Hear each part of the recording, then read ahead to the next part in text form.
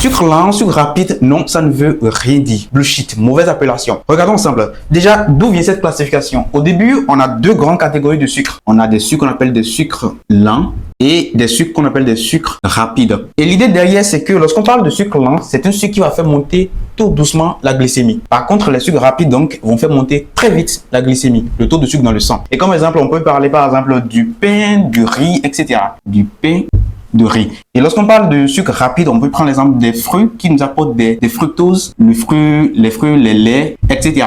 Et l'idée derrière cette classification, c'est que quand on prend les pains, les riz, etc., ce sont des glucides complexes. Autrement dit, du point de vue moléculaire, vous avez une association de plusieurs molécules de glucose ensemble. Bon, on va dire molécules de glucides, ainsi de suite. Par contre, lorsqu'on prend les sucres qu'on appelle des sucres rapides, c'est que vous avez au plus une ou bien deux molécules de glucides ensemble, pas plus. Une ou deux molécules de glucides. Et donc, lorsqu'on regarde, on sait que, bon, déjà, quand on prend les sucres lents, il faut la digestion. Donc, l'organisme va devoir produire les paires de ciseaux qu'on va appeler des enzymes qui vont couper ces différentes liaisons afin de libérer les molécules de glucides qui vont passer dans le sang. Donc, à partir de cette idéologie, on se disait, oui, ces sucres-là qui ont des énormes chaînes de glucides vont devoir prendre du temps dans l'intestin avant d'être libérés pour passer dans le sang. Par contre, les autres sucres, donc le sucre contenu dans les fruits, ceux contenus dans le lait, etc., vont passer très vite. En peu de temps, on peut déjà couper ceci et puis bam, ça passe dans le sang. C'était ça l'idée. Mais la réalité, elle est complètement tout autre chose. En 1981, il y a un chercheur qu'on appelle David Jenkins qui a fait des études qui ont montré des résultats complètement horribles. On va pas dire horribles, mais des résultats qui mettaient systématiquement en cause tout ce qu'on avait dit à propos des sucres lents, sucres rapides. Je vous explique un peu. Alors, qu'est-ce qu'il a fait? Il a essayé de recruter plusieurs personnes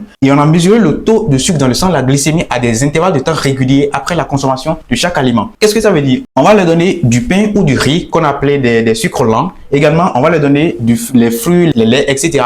Et ensuite, on va mesurer l'évolution du taux de sucre dans le sang. Simple. Alors, qu'est-ce qui s'est passé? Déjà, je mets ici c'est le temps. Et puis, on a des intervalles de temps réguliers. Ici, c'est la glycémie. Déjà, à la fin, les informations à propos de ces différents aliments sont contenues dans une table qu'on appelle la table internationale d'index glycémique. Et déjà, je sors le mot index glycémique. C'est désormais la nouvelle appellation. On ne parle plus de sucre lent, sucre rapide. On parle désormais d'index glycémique. L'index glycémique d'un aliment, c'est la vitesse avec laquelle le sucre contenu dans cet aliment va pénétrer le sang. Je répète encore. L'index glycémique d'un aliment, c'est la vitesse avec laquelle le sucre contenu dans cet aliment va pénétrer le sang. Et donc, c'est ça qu'on a mesuré. On a mesuré l'index glycémique de chaque aliment. Donc, lorsque je prends le pain, avec quelle vitesse le sucre contenu dans le pain va pénétrer le sang. Lorsque je prends le fruit, par exemple, avec quelle vitesse le sucre contenu dans les fruits qu'on appelle le fructose va pénétrer le sang. Très simple. Et donc, normalement, si un aliment est dit sucre lent, et ben, la vitesse avec laquelle le sucre contenu dans cet aliment va pénétrer le sang doit être lente normalement. Et lorsqu'un aliment est dit rapide, sucre rapide, et ben, la vitesse avec laquelle le sucre contenu dans cet aliment va pénétrer le sang va être beaucoup plus rapide. Alors, lorsqu'on prend le premier exemple, le cas du pain et des riz, leur index glycémique tournait autour de 75. Déjà,